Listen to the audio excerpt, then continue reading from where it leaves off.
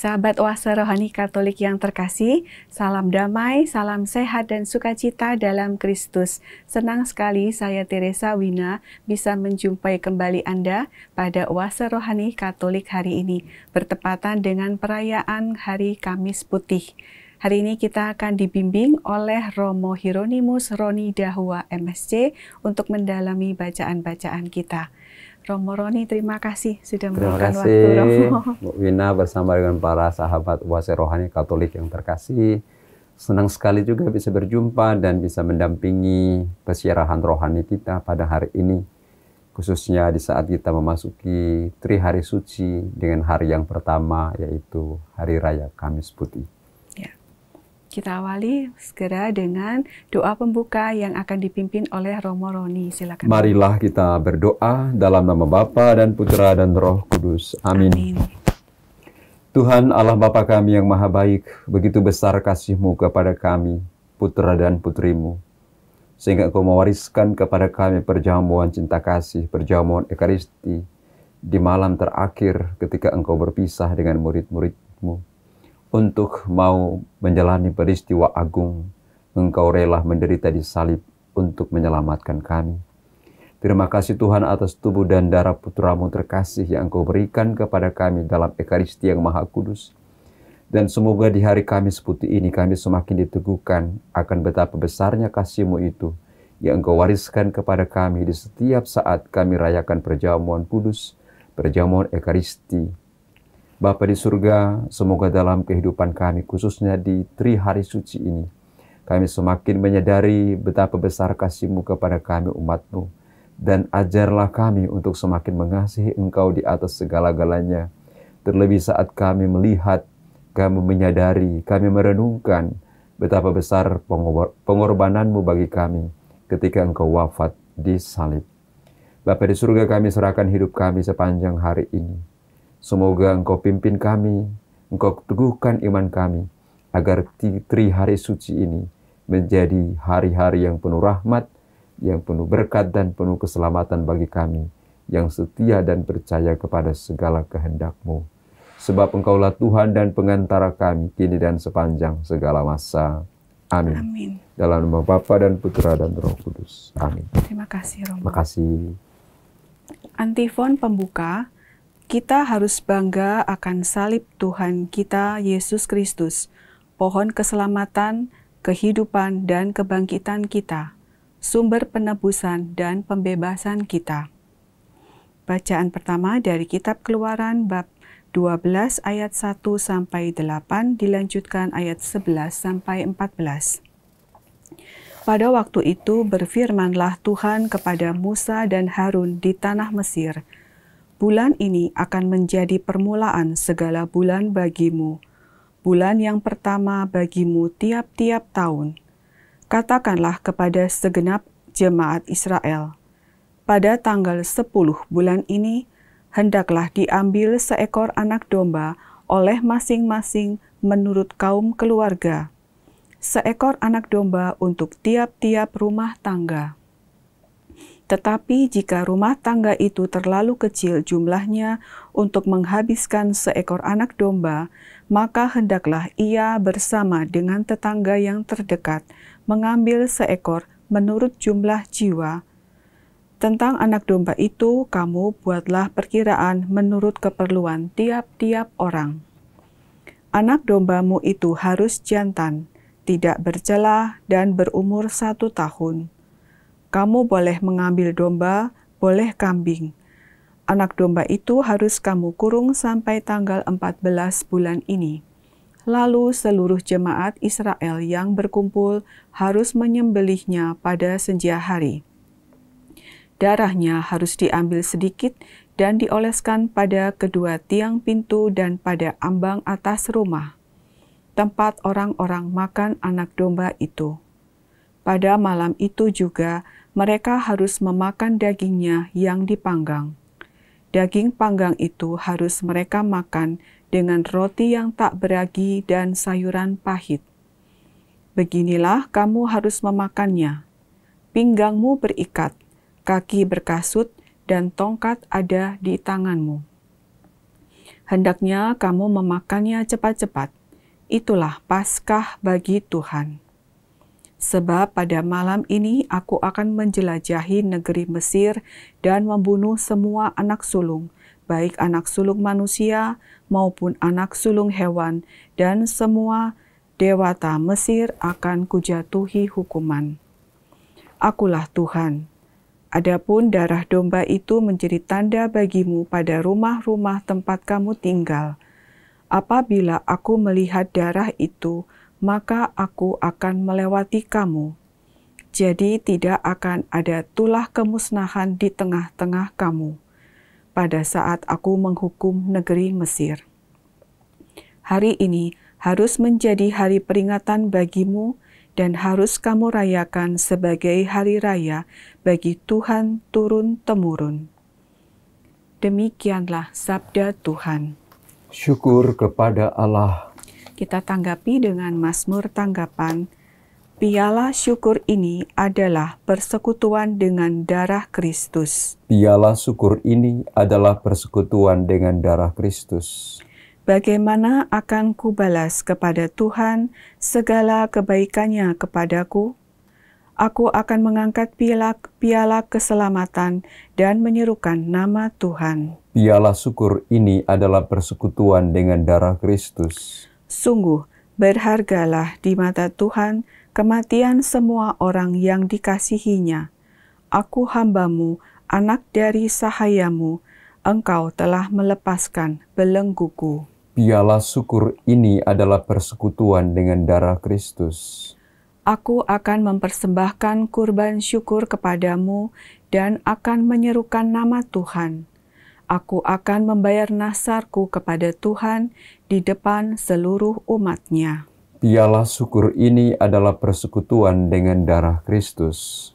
Kita lanjutkan dengan bacaan kedua dari surat pertama Rasul Paulus kepada jemaat di Korintus, bab 11 ayat 23 sampai 26. Saudara-saudara, apa yang telah kuteruskan kepadamu ini telah aku terima dari Tuhan, yaitu bahwa Tuhan Yesus pada malam Ia diserahkan, mengambil roti, dan setelah mengucap syukur atasnya, Ia memecah-mecahkan roti itu seraya berkata, "Inilah tubuhku yang diserahkan bagimu. Perbuatlah ini untuk mengenangkan daku." Demikian juga Ia mengambil cawan sesudah makan, lalu berkata, "Cawan ini adalah perjanjian baru yang dimeteraikan dalam darahku. Setiap kali kamu meminumnya, perbuatlah ini untuk mengenangkan daku. Sebab setiap kali kamu makan roti ini dan minum dari cawan ini, kamu mewartakan wafat Tuhan sampai Ia datang." Demikianlah sabda Tuhan. Syukur kepada Allah. Baik, mari kita lanjutkan dengan bait pengantar Injil dan kita siapkan hati untuk mendengarkan Injil suci. Bait pengantar Injil. Terpujilah Kristus Tuhan, Raja mulia dan kekal. Terpujilah Kristus Tuhan, Raja mulia dan kekal. Aku memberikan perintah baru kepadamu, supaya kamu saling mengasihi. Seperti aku telah mengasihi kamu, demikian juga kamu harus saling mengasihi. Terpujilah Kristus Tuhan, Raja mulia dan kekal. Tuhan bersamamu Dan bersama rohmu. Inilah Injil suci menurut Yohanes. Dimuliakanlah Tuhan. Sebelum hari raya Paskah mulai, Yesus sudah tahu bahwa saatnya sudah tiba untuk beralih dari dunia ini kepada Bapa. Sebagaimana ia senantiasa mengasihi murid-muridnya, demikian sekarang ia mengasihi mereka sampai saat terakhir. Ketika mereka sedang makan bersama, iblis membisikkan dalam hati Yudas Iskariot anak Simon rencana untuk mengkhianati Yesus. Yesus tahu bahwa Bapa telah menyerahkan segala sesuatu kepadanya dan bahwa ia datang dari Allah dan akan kembali kepada Allah. Maka bangunlah Yesus dan menanggalkan jubahnya. Ia mengambil sehelai kain lenan dan mengikatkannya pada pinggangnya. Kemudian ia menuangkan air ke dalam sebuah basi dan kemudian membasuh kaki murid-muridnya, lalu menyekanya dengan kain yang terikat pada pinggangnya itu. Maka sampailah ia kepada Simon Petrus. Kata Petrus kepadanya, "Tuhan, Engkau hendak membasuh kakiku?" Jawab Yesus kepadanya, "Apa yang kuperbuat engkau tidak mengerti sekarang, tetapi engkau akan memahaminya kelak." Kata Petrus kepadanya, "Selama-lamanya engkau tidak akan membasuh kakiku." Jawab Yesus, "Jikalau aku tidak membasuh engkau, engkau tidak akan mendapat bagian bersama aku." Kata Simon Petrus kepadanya, "Tuhan, jangan hanya kakiku saja, tapi juga tangan dan kepalaku." Kata Yesus kepadanya, "Barang siapa sudah mandi, cukuplah ia membasuh kakinya, karena ia sudah bersih seluruhnya. Kamu pun sudah bersih, hanya tidak semua." Yesus tahu siapa yang akan menyerahkan dia, karena itu ia berkata, "Tidak semua kamu bersih." Sesudah membasuh kaki mereka, Yesus mengenakan pakaiannya dan kembali ke tempatnya. Lalu ia berkata kepada mereka, "Mengertikah kamu apa yang telah kuperbuat kepadamu? Kamu menyebut aku guru dan Tuhan, dan katamu itu tepat, sebab memang akulah guru dan Tuhan. Nah, jikalau aku, Tuhan dan gurumu, membasuh kakimu, maka kamu pun wajib saling membasuh kaki. Sebab aku telah memberikan suatu teladan kepadamu, supaya kamu juga berbuat seperti yang kuperbuat kepadamu." Demikianlah sabda Tuhan. Terpujilah Kristus. Baik sahabat Oase Rohani Katolik yang terkasih, mari kita bersama-sama dalami bacaan-bacaan pada hari ini. Romo, dari bacaan pertama dan kedua mungkin Romo kita bisa bahas dulu. Baik. Wina yang terkasih, bersama dengan para sahabat Oase Rohani Katolik yang dikasihi Tuhan, satu dua pesan rohani untuk kita semua dari dua bacaan kitab suci yang kita dengarkan pada kesempatan ini, bacaan pertama dan bacaan kedua, yang bercerita tentang aturan perjamuan Paskah. Dalam bacaan pertama dari kitab Keluaran, di sana dijelaskan tentang aturan perjamuan Paskah. Dan perjamuan Paskah ini sebenarnya menggambarkan apa yang akan terjadi pada diri Yesus sendiri. Karena memang Yesus sendiri adalah domba Paskah kita. Karena itu memang Paskah Yahudi itu diatur sedemikian rupa bahwa satu keluarga itu mengambil seekor domba, dipelihara dengan baik, kemudian pada waktunya akan dikorbankan secara bersama-sama dan akan disantap bersama-sama untuk melambangkan persekutuan, melambangkan persaudaraan, melambangkan kebersamaan. Dan ini sebenarnya pesan inti dari perayaan Paskah yang akan kita rayakan nanti, bahwa Yesus itu sekalipun dia adalah anak Allah, tapi dia mau bersama-sama dengan manusia. Dia mau ada bersama-sama dengan kita, dan bahkan tidak cukup hanya bersama-sama dengan kita, tapi justru dia mempersembahkan tubuh dan darahnya sebagai domba Paskah yang akan kita santap yang akan kita sambut dalam perayaan yang agung ini. Ya. Dan aturan perjamuan Paskah pun itu masih dilengkapi dengan dikatakan di sana, darah dari domba itu atau lembu yang kamu sembelih itu, kamu oleskan di jenang pintu Anda masing-masing, supaya ketika nanti Tuhan lewat, kamu akan diselamatkan, kamu tidak akan dibinasakan. Ya. Ini juga pesan yang sangat indah, bahwa Yesus yang adalah domba Paskah itu, dia mau hadir bersama-sama dengan kita, mau mempersembahkan hidupnya sebagai korban keselamatan kita, dan terlebih darahnya yang dioleskan di jenang pintu masing-masing, itulah darah Kristus yang akan dimateraikan dalam diri kita masing-masing. Oleh karena itu sekali lagi aturan perjamuan Paskah dalam bacaan pertama tadi kitab Keluaran menjelaskan dua hal penting ini. Yang pertama, Allah itu rela untuk ada bersama dengan manusia. Ya. Dia tinggal bersama kita. Dia datang bersama kita untuk apa? Untuk mengorbankan hidupnya. Dan inilah kasih yang besar. Karena itu memang kalau kita mendengarkan tadi bait pengantar Injil ya, tidak ada kasih yang lebih besar selain Dia yang telah menyerahkan diri untuk sahabat-sahabatnya. Dia mengasihi kita semua tanpa batas. Ya. Ya.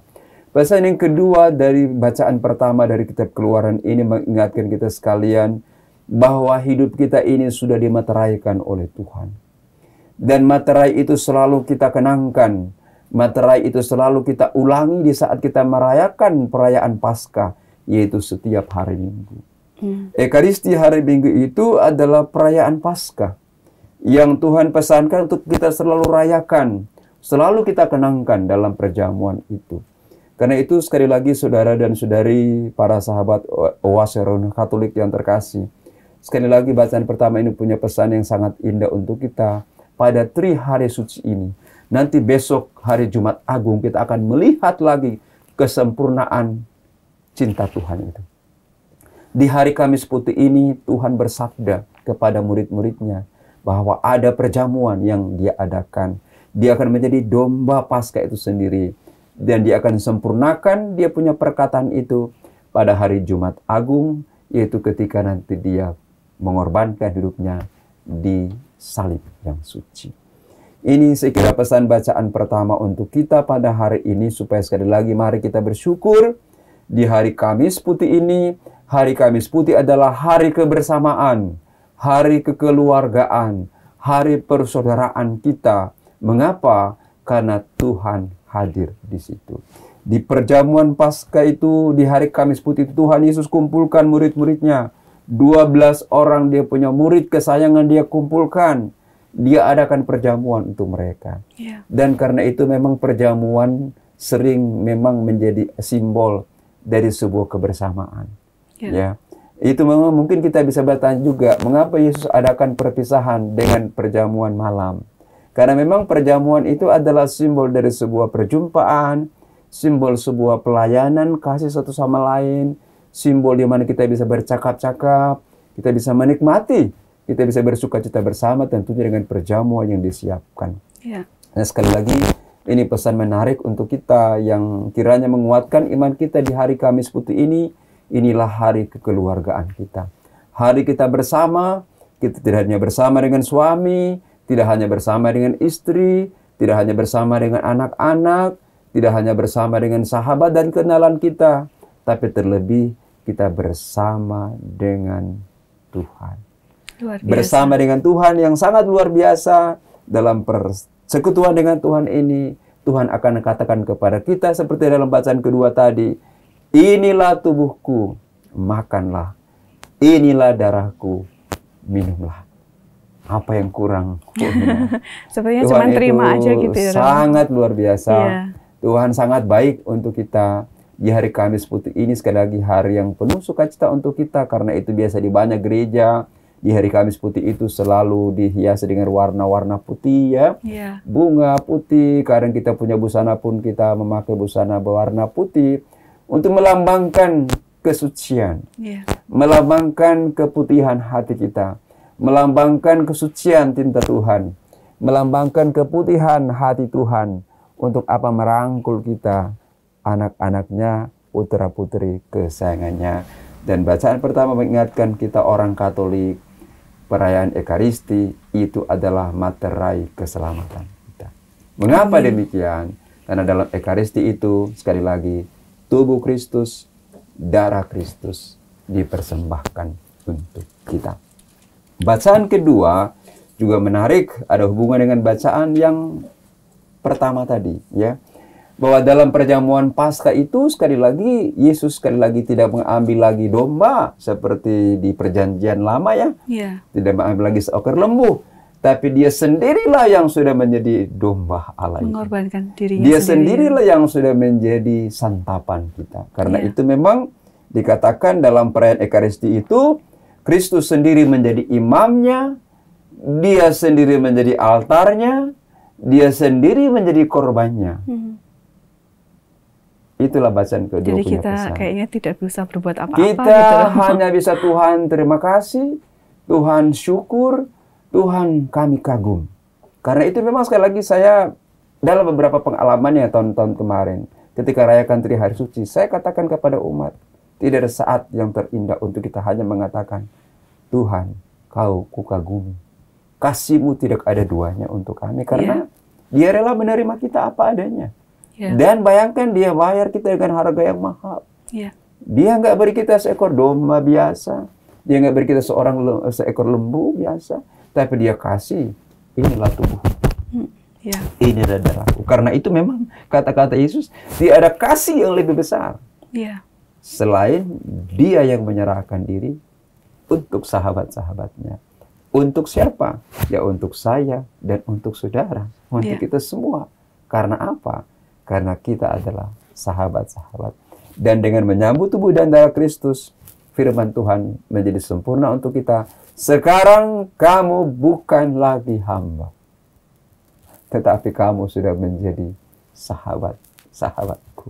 Sudah menjadi saudara-saudara. Karena hamba itu kan hidup dalam perbudakan dosa. Hamba itu kan orang kecil.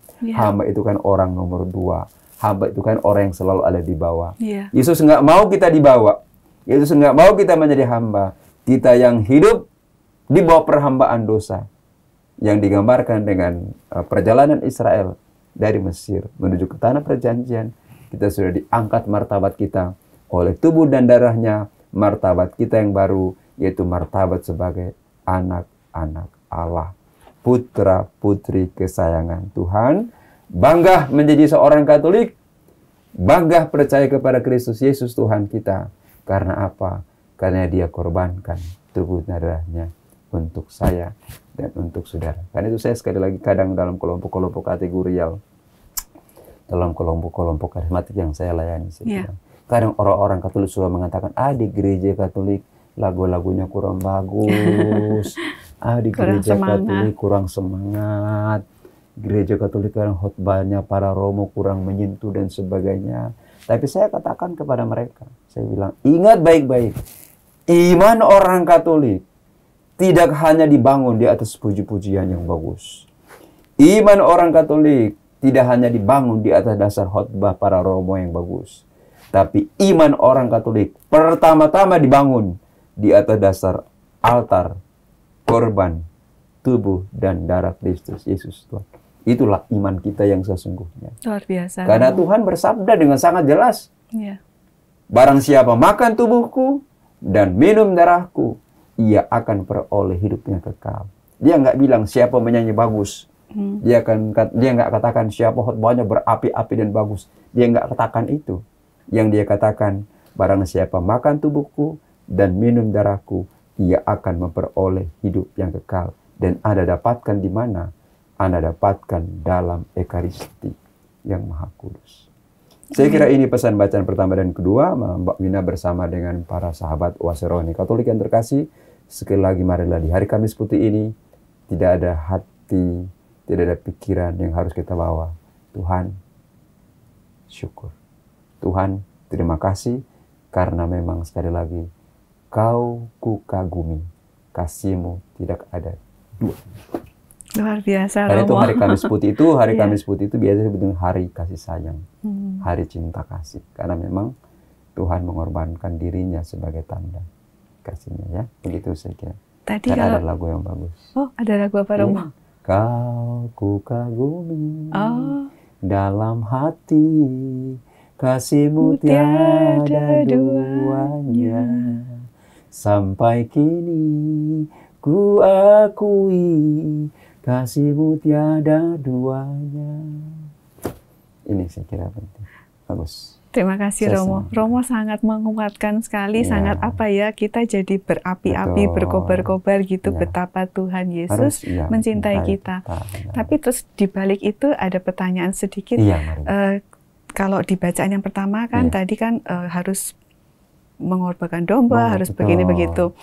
Nah, kita sekarang kalau di zaman modern ini, apakah cukup, soal dalam tanda petik ya Romo, kalau tadi Romo katakan ekaristi, Ya. ekaristi, apakah cukup, ya sudah pokoknya kita ekaristi, ataukah ada hal lain yang harus kita lakukan untuk sekedar membalas yang kita bisa dari apa yang Tuhan sudah berikan untuk kita? Baik, memang sekali lagi memang orang Katolik ya, kita orang-orang Katolik itu memang dalam kehidupan kita di tradisi gereja Katolik itu kan sangat kaya, ya banyak ya. Namun dalam usaha kita untuk membalas kebaikan Tuhan dalam hidup kita, tentunya kita ke gereja, ikut ekaristi, tentunya itu bentuk-bentuk lahiriah yang sangat bagus. Praktek-praktek rohani yang sangat bagus. Ya. Tapi yang terpenting untuk kita adalah kita persembahkan pikiran dan hati kita untuk Tuhan. Dengan cara yang sederhana.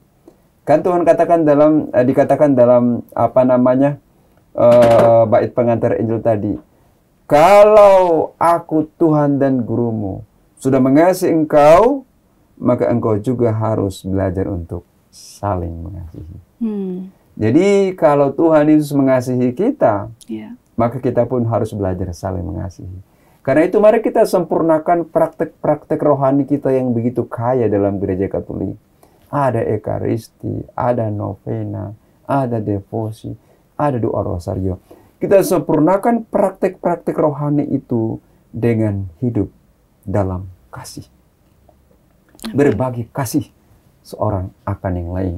Apalagi tema Keuskupan Agung Jakarta tahun ini sangat bagus. Kita memberikan perhatian lebih kepada mereka yang miskin, yang difabel, yang berkekurangan, yang terpinggirkan. Dan inilah wujud dari cinta kita kepada Tuhan. Karena kan Tuhan sudah mengingatkan, apa yang kau lakukan bagi saudara yang paling hina ini, kamu lakukan untuk aku. Jadi cara kita membalas cinta Tuhan itu, di satu pihak, oke, kita rajin ke gereja, luangkan waktu berdoa, tapi ingat baik-baik, Tuhan tidak hanya ada di gereja saja, tapi Tuhan ada di sekitar kita. Tuhan ada dalam diri orang-orang miskin. Tuhan ada dalam diri istri kita yang mungkin sakit hati karena perbuatan kita. Tuhan ada di diri anak-anak kita yang mungkin kurang kita perhatikan.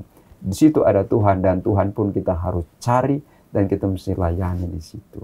Jadi sekali lagi, Tuhan itu tidak hanya ada di tempat kita berdoa, tapi Tuhan itu justru ada di sekitar kita, di pinggiran kita. Ada banyak orang-orang miskin, ada banyak orang tidak punya pakaian, ada banyak orang-orang lapar, ada banyak orang-orang sakit membutuhkan perhatian.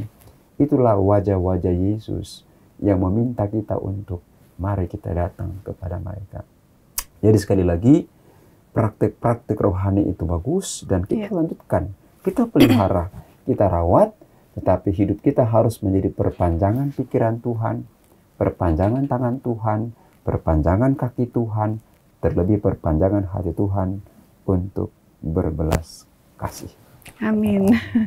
Terima kasih pengayaannya yang sangat dalam, Romo. Itu yang paling baik, kita endapkan dulu apa yang sudah disampaikan oleh Romo Roni. Nanti kita akan lanjutkan lagi di sesi yang kedua.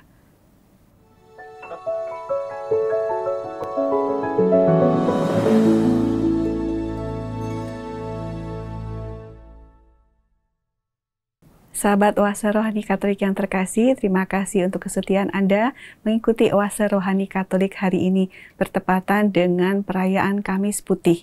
Masih bersama dengan Romo Hieronimus Roni Dahua MSc dan saya Teresa Wina. Bagi Anda yang ingin menyampaikan pesan ataupun sharing iman, silakan di email ke orkkaj2021@gmail.com atau ke WhatsApp nomor 0881 0251 33438. Baik Romo, kita lanjutkan lagi. Tadi di sesi yang pertama sudah begitu luar biasa pengayaan Romo. Di yang sesi kedua ini dari bacaan Injil ada pembelajaran apa Romo?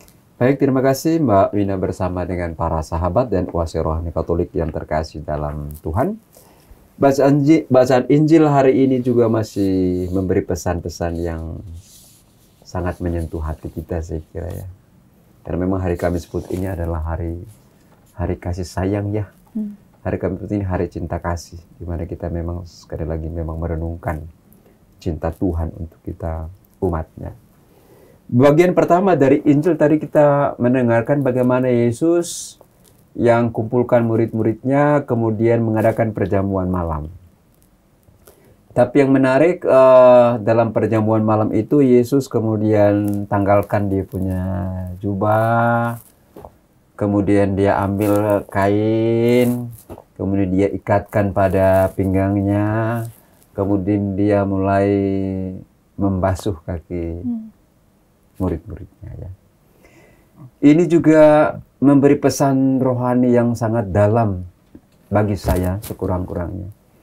Bagaimana Yesus yang adalah anak Allah yang besar itu ya, seorang guru gitu ya, tapi dia rela untuk melepaskan atributnya hanya untuk melayani murid-muridnya yang dia sendiri sudah tahu bahwa di antara murid-murid itu ada seorang yang akan berkhianat, mengkhianati dia ya. Kita bisa membayangkan perasaan kita kalau kita seperti itu ya. Kita tahu ada orang khianati kita, pasti kita akan kita pasti nggak akan tega untuk itu. Dan kalau perlu akan keluar kamu dari sini. Yesus sendiri sudah tahu ada orang yang berkhianat sama dia, tetapi dia menyimpan semua itu dalam hatinya. Dan dia tidak membalas kejahatan dan kejahatan. Dia nggak marah Yudas Iskariot. Dia nggak bilang keluar. Saya tahu kamu akan hianati saya. Dia nggak bilang begitu. Tapi justru dia basuh kaki mereka. Satu persatu. Sama, tidak terkecuali Yudas sekalipun juga dibasuh. Di sini kita melihat bagaimana Yesus sebagai anak Allah itu sungguh-sungguh dia merendahkan dirinya. Agar kita manusia yang berdosa ini, martabat kita tetap dipulihkan dan diangkat. Karena itu pesan pertama untuk kita dari Injil hari ini memang ketika kita melihat Yesus yang adalah anak Allah dan rela merendahkan dirinya untuk menjadi pelayan. Maka kita pun harus berani untuk menanggalkan kadang mungkin kesombongan kita. Kita tanggalkan keangkuhan kita. Kita tanggalkan mungkin kita punya perasaan-perasaan jabatan bahwa saya adalah orang besar dan orang tinggi. Kita belajar sama seperti Yesus, sekalipun mungkin kita orang besar, orang terpandang, kita punya jabatan. Tapi di mata Tuhan kita harus sadar bahwa kita adalah seorang pelayan. Aku ini hanyalah hamba Tuhan lah ya. Bersabda Tuhan, hambamu mendengarkan. Aku ini hanyalah hamba Tuhan lah ya. Yesus mau menunjukkan dalam bacaan Injil ini bahwa di hadapan murid-muridnya, sekalipun dia adalah guru dan dia adalah Tuhan, tapi dia mengatakan kepada mereka, akulah seorang hamba bagimu. Tidak mudah ya Romo ya menurunkan. Tidak mudah untuk kita memang belajar merendahkan. Menjadi hamba itu bukan pekerjaan yang mudah. Apalagi kalau kita berada posisi di atas. Kita merasa kita adalah orang yang berada di atas angin. Menjadi hamba itu menjadi sesuatu yang sulit. Tapi justru di sini Yesus memberi teladan kepada kita. Kita harus belajar untuk merendahkan diri di hadapan Tuhan. Karena mungkin ya memang sabda Tuhan akan terjadi. Dia sendiri juga akan mengalami pengalaman itu dan kebenaran firman-Nya. Siapa yang merendahkan diri akan ditinggikan. Dan siapa meninggikan diri pun akan direndahkan. Karena itu sekali lagi pesannya sangat sederhana untuk kita. Mari kita belajar rendah hati. Hari Kamis Putih ini mengingatkan kita untuk menjadi murid-murid Yesus yang rendah hati. Karena apa kita rendah hati? Karena kita sudah melihat Tuhan itu Allah yang besar. Tapi Dia bisa mengasihi kita. Dia rela mengorbankan hidup untuk kita. Menyerahkan tubuh dan darahnya untuk kita. Untuk apa kita sombong? Karena apa? Karena toh kita hidup dari darah, dari dagingnya sendiri kok. Kita hidup dari kasih Allah kok. Jadi kita tidak ada alasan bermegah. Tidak ada alasan kita untuk angkuh di hadapan Tuhan. Karena kita hidup hanya karena hembusan nafas Tuhan, hembusan kasih Tuhan dalam hidup kita. Ini pesan yang pertama untuk kita. Yang kedua adalah ketika perjamuan malam itu, ketika sudah mulai berlangsung perjamuan malam itu, Yesus sudah tahu Yudas Iskariot ini akan berkhianat pada dia. Tapi yang menarik, Yesus itu nggak dendam. Yesus nggak benci dia juga. Yesus bahkan kalau dalam teks Injil yang lain, justru ketika roti dipecah-pecahkan dan dibagi-bagikan, orang pertama yang dia kasih itu adalah Yudas. Jadi menunjukkan bahwa memang sekali lagi betapa cintanya Tuhan itu, sekalipun kita ini manusia berdosa, tapi kita ternyata di mata Tuhan sangat berharga. Itu berarti sekali. Karena itu sekali lagi, jadi dalam perjamuan malam itu, Yesus memecah-mecahkan roti. Dia bilang, terimalah, makanlah, inilah tubuhku, dan minumlah, inilah darahku. Dan itulah tanda sekali lagi bagaimana Yesus sendiri, dia melihat murid-muridnya itu. Dia tahu bahwa tidak semua mereka bersih. Tapi di mata Tuhan itu semua adalah orang yang pantas untuk dikasihinya, gitu ya. Sehingga mungkin pesannya untuk kita adalah dalam hidup ini kita pun harus belajar seperti Yesus. Ya mungkin kita menemukan orang-orang tidak sepikiran dengan kita. Mungkin kita hidup dengan orang-orang yang mungkin hidupnya mungkin tidak sebaik kita barangkali ya. Atau kita temukan orang-orang yang memang punya masa lalu yang gelap. Tapi sini Tuhan meminta kita di hari Kamis Putih ini, mari kita belajar membalut mereka dengan kasih. Dan kita selamatkan mereka dengan kerelaan untuk mau mengampuni dan mau menerima mereka. Sama seperti Tuhan telah menerima kita. Apa adanya. Itu sebabnya mengapa ketika basuh kaki itu kan, sampai sama Petrus kan ya, Tuhan nggak boleh basuh kaki saya. Dia merasa nggak layak gitu ya, Romo. Dia merasa ya Yesus nggak boleh basuh kaki saya. Kalau saya basuh kamu nggak ngerti apa yang saya buat. Dia bilang kalau begitu jangan cuma kaki dong, dengan tangan juga, dengan kepala. Maksud mungkin Petrus bilang ya jangan cuma mandiin aja deh kalau gitu atau diguyur aja gitu. Tapi Yesus bilang yang sudah mandi sudah bersih, tinggal kakinya doang yang dibersihin.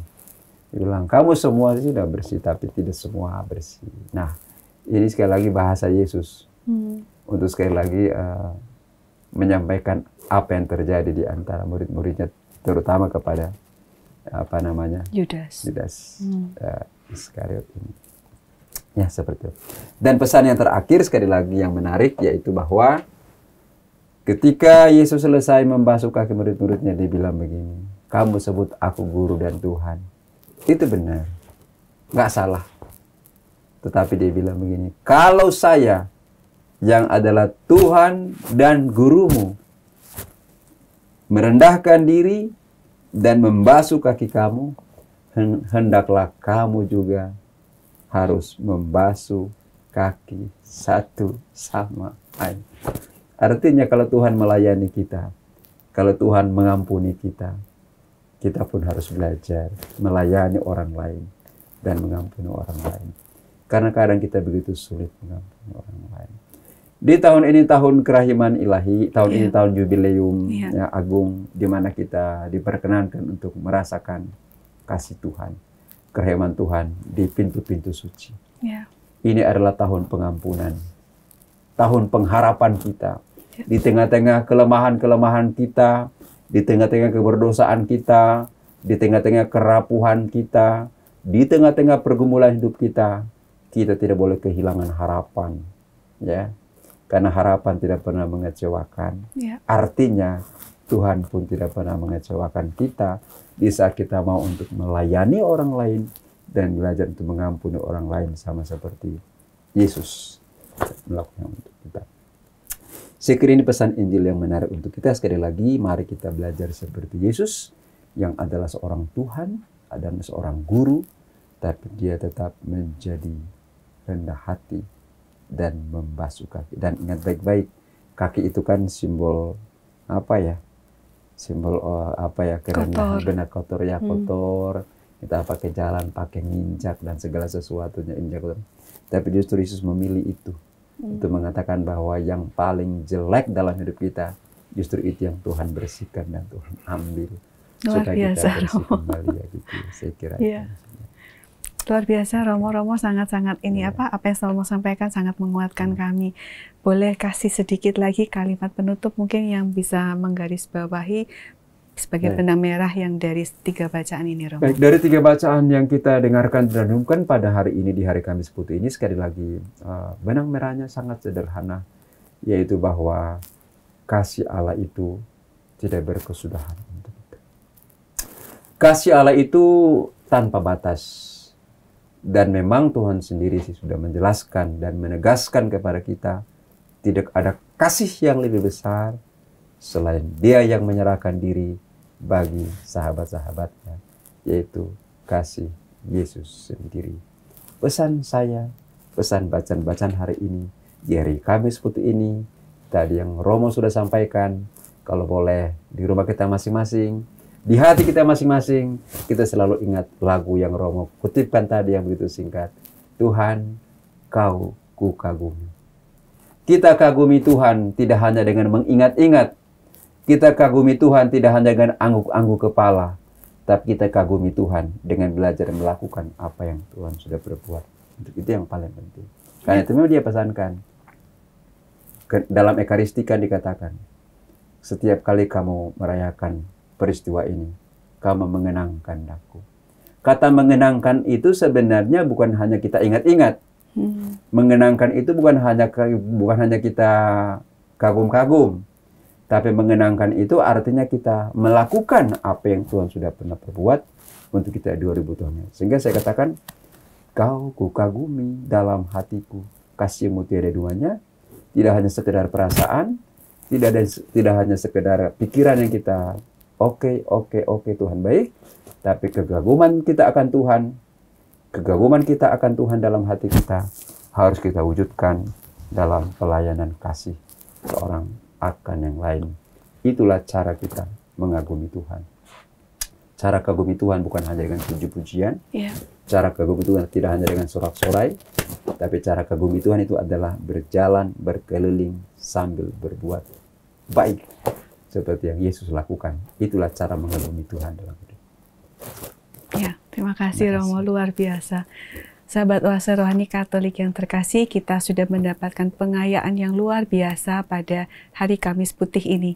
Mari kita akhiri dengan doa penutup dan nanti mohon berkat dari Tuhan melalui Romo Roni. Silakan Romo. Marilah kita berdoa. Tuhan Allah Bapa kami di surga, Engkau Allah yang pantas kami kagumi. Karena kasih-Mu tidak ada duanya untuk kami. Saat kami jatuh dalam dosa, Engkau datang untuk menyelamatkan kami. Engkau mengorbankan tubuh dan darah-Mu untuk keselamatan kami, putra-putrimu. Karena itu ajarilah kami untuk semakin hari semakin mengasihi Engkau, seperti Engkau telah mengasihi kami. Dan ajarilah kami untuk saling mengasihi, saling melayani seorang akan yang lain, seperti yang telah Engkau perbuat bagi kami, murid-murid kesayangan-Mu. Bapa di surga, semoga di hari Kamis Putih ini menjadi hari kebersamaan, menjadi hari kekeluargaan bagi kami, untuk kami semakin bersekutu dalam Dikau, untuk semakin merasakan kasih-Mu yang agung, dan biarlah keluarga-keluarga kami semakin bertumbuh dalam iman, pengharapan, dan kasih seorang akan yang lain. Sebab Engkaulah Tuhan dan pengantara kami, kini dan sepanjang segala masa. Amin. Semoga Tuhan beserta kita sekarang dan selama-lamanya. Semoga kita semua dalam seluruh hidup, usaha, pekerjaan, dan niat-niat baik kita dilindungi, dikuatkan, disertai dengan berkat Allah yang Maha Kuasa, Bapa dan Putra dan Roh Kudus. Amin. Terima kasih Romo. Terima kasih. Semoga Tuhan memberkati tugas dan Terima pelayanan kasih. Romo. Kita ucapkan juga terima kasih kepada segenap pimpinan, pengurus, dan tim teknis Oase Rohani Katolik. Kepada segenap sahabat Oase Rohani Katolik yang terkasih, sampai jumpa di edisi mendatang. Salam sehat dan sukacita dalam Kristus. Amin.